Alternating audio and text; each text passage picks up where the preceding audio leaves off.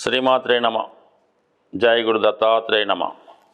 ఈ వీడియోలో మనం వృషభ రాశి వారికి యోగించే గ్రహాలు వాటి యొక్క దశల్లో ఏ విధమైన ఫలితాలు రావడం జరుగుతుంది అన్న విషయాన్ని మనం ఈ వీడియోలో తెలుసుకునే ప్రయత్నం చేద్దాం. ప్రతి లగ్నంకి శుభులు పాపులు అని గ్రహాల్ని రెండు రకాలుగా విభజించడం జరిగింది. శుభగ్రహాల యొక్క దశల్లో అనుకూలించడం జరుగుతూ ఉంటుంది. ఇది అందరికీ తెలిసిన విషయమే. వృషభ రాశికి రాస్యాధిపతి శుక్రుడు. అయితే శుక్రమహాదశ కంపల్సరిగా వృషభ రాశి వారికి యోగించడం జరుగుతూ ఉంటుంది. అంటే ముఖ్యంగా యోగించడం అంటే ఏదైనా జీవితాంతం వాళ్ళకి నెసరీస్కి లోటు లేకుండా రావడం జరుగుతూ ఉంటుంది. దాని తర్వాత ఆర్థిక పరంగా సంపాదించడానికి అవకాశం ఉంటుంది. కామన్గా శుక్ర యొక్క మహాదశలో కానీ అంతర్దశలో కానీ జాతకుడికి వివాహం అన్నది కంపల్సరీగా రావడం జరుగుతూ ఉంటుంది. కొంతమందికి కొత్త కొత్త పరిచయాలు కొన్ని అవకాశాలు కూడా రావడం జరుగుతూ ఉంటుంది. అయితే శుక్రుడు ఈ వృషభ రాశి వారికి 6వ స్థానం అయినటువంటి తులారాశికి ఆధిపత్యం వహిస్తూ శుక్రుడికి అత్యంత బలవంతమైనటువంటి స్థానం అంటే మూల త్రికోణ రాశి తులారాశి అవ్వడం వల్ల సంపూర్ణమైనటువంటి శుభ ఫలితాలు ఇవ్వలేకపోతూ ఉంటాడు. సాధారణంగా ఎక్కువ శాతం ఈ వృషభ రాశి వారికి శుక్రుడి యొక్క మహాదశ ప్రారంభమైనప్పుడు వారు మిగతా గ్రహాల స్థితిని బట్టి ఏజ్ని బట్టి శుక్రుడిలో చాలా వరకు అనారోగ్య సమస్యలు ఇవ్వడం జరుగుతూ ఉంటుంది. అంటే వాళ్ళ ఏజ్ని బట్టి మిగతా గ్రహాలను బట్టి కూడా రావడం జరుగుతూ ఉంటుంది. ఇది ఒకటి ప్రత్యేకంగా గమనించవలసిన విషయం. కామన్గా డయాబెటిక్, కిడ్నీ ప్రాబ్లమ్స్, కంటి సంబంధించిన వ్యాధులు ఎక్కువగా ఈ వృషభ రాశి వారికి మన శుక్ర మహాదశలో కానీ శుక్రుని యొక్క అంతర్దశలో కానీ రావడం జరుగుతూ ఉంటుంది.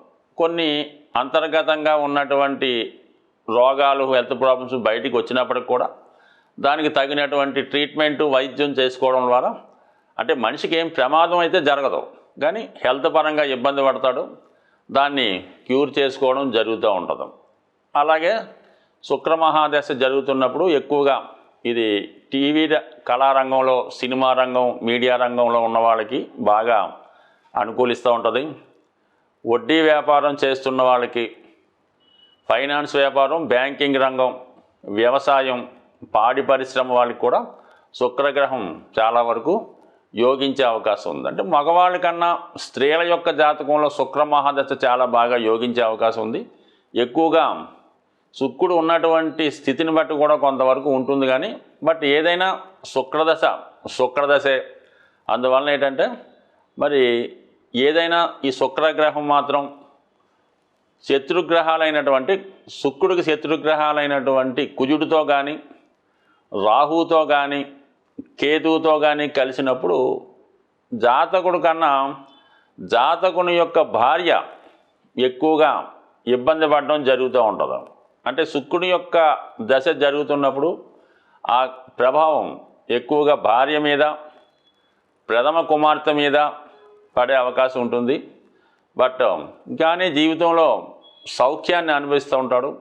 చూసిన వాళ్ళు చాలా హ్యాపీగా ఉన్నట్టు అనిపిస్తూ ఉంటాడు. వ్యక్తిగతంగా మాత్రం, ఆరోగ్యపరంగా మాత్రం కంపల్సరీగా కొన్ని జాగ్రత్తలు తప్పనిసరిగా తీసుకోవాలి ఈ వృషభ లగ్నం వారికి ఎప్పుడైనా శుక్ర మహాదశ వచ్చినప్పుడు.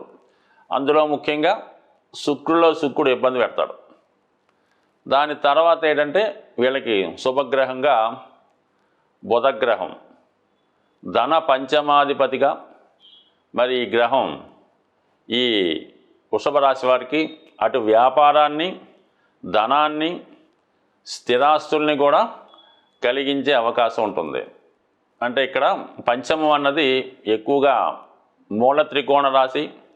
అదే రాశిలో బుధుడు ఉచ్చ పొందుతుంటాడు కాబట్టి మరి బుధ మహాదశలో ఎంతటి వారికైనా మంచి విద్యను ఇవ్వడం జరుగుతూ ఉంటుంది. అంటే వాళ్ళు ఉన్నటువంటి ఫీల్డ్లో మంచి అభివృద్ధి, మంచి జ్ఞాపక శక్తి, అలాగే సబ్జెక్ట్ని బాగా ఇంప్రూవ్మెంట్ చేసుకోవడం, తొందరగా విషయాన్ని గమనించడం, ఇవన్నీ కూడా జరుగుతుంటాయి. అంటే విద్యార్థి దశలో బుధ మహాదశ వస్తే చాలా వరకు జాతకుడు గొప్ప ప్రావీణ్యాన్ని, ప్రతిభని సాధించే అవకాశం ఉంటుంది ఈ బుధ మహాదశలో. అలాగే వ్యాపార ప్రారంభానికి, స్పెక్యులేషను, షేర్ మార్కెట్ లాంటి వ్యాపారాలు స్టార్ట్ చేయాలన్నా, అందులో నైపుణ్యం సాధించాలన్నా బుధగ్రహ అనుగ్రహం తప్పనిసరి.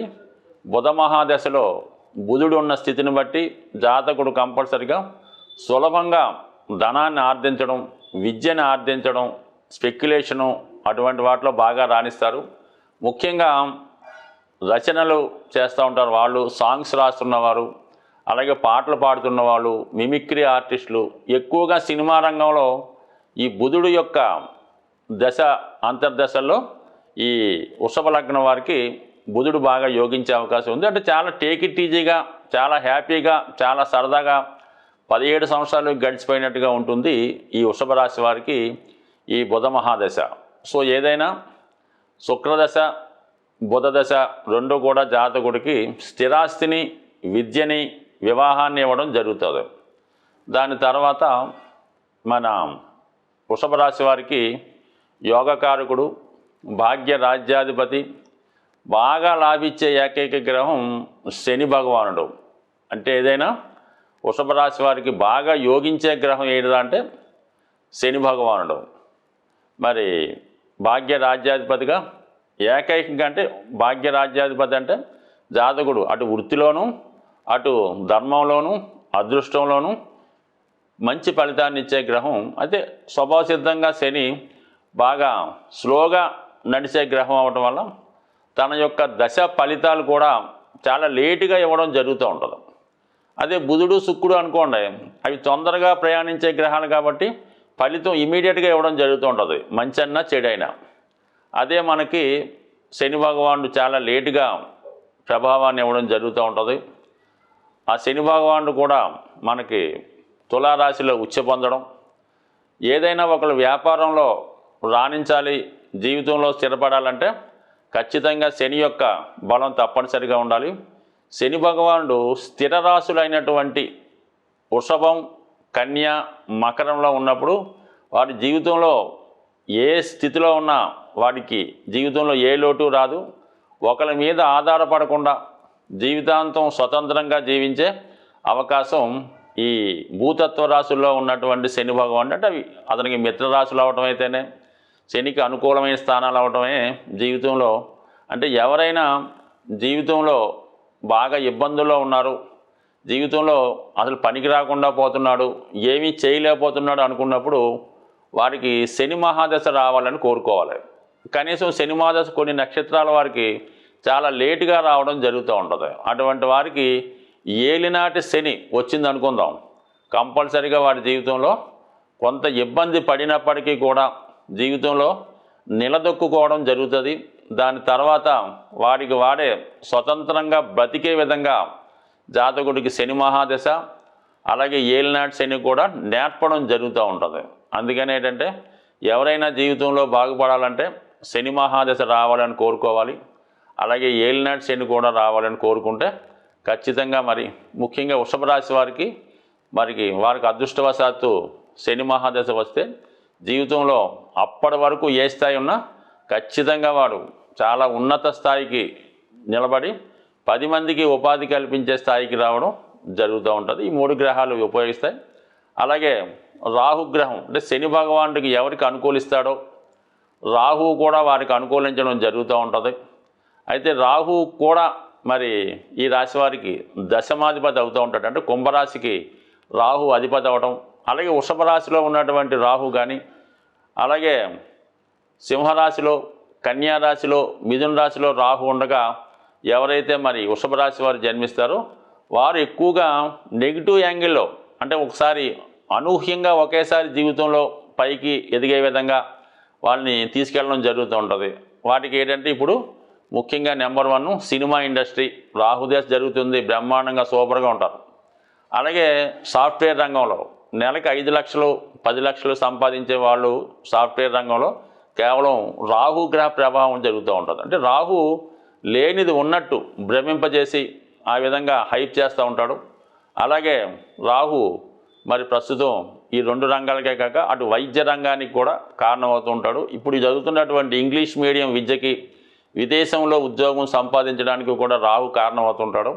మరి వృషభ రాశి వారికి రాహు దశ నిజంగా వస్తే రాహు ఉన్న స్థితిని బట్టి జీవితంలో సాధారణ స్థాయి నుంచి ఎవరు ఊహించని అత్యున్నత స్థాయికి వెళ్ళే అవకాశం ఉంటుంది. బట్ ఏదైనా రాహు మహాదశ వాటి ఉన్న స్థానాన్ని బట్టి ఇవ్వడం జరుగుతుంది. బట్ ఏదైనా వృషభ లగ్నం వృషభ రాశి వారికి బుధ శుక్ర శని రాహుదశ యోగిస్తాయి. మిగతా గ్రహాలు మరి అంతగా అనుకూలించవు. ఈ రాశివారు వారిలో ఎటువంటి ఇబ్బందులు ఎదుర్కొన్నప్పుడైనా చికాకుల్లో ఉన్నప్పుడైనా శని భగవానుడి అనుగ్రహం కోసం హనుమాన్ని పూజించడం వల్ల కానీ, ఒక సప్తముఖి రుద్రాక్ష ధరించడం వల్ల కానీ, లేదంటే వీలుంటే ఒకసారి స్వామి అయ్యప్ప మాల ధరించి ఆ 41 రోజులు ఉండడం వల్ల జీవితంలో స్థిరపడే విధంగా శనిగ్రహ అనుగ్రహం వీళ్ళకి లభిస్తుంది. స్వస్తి.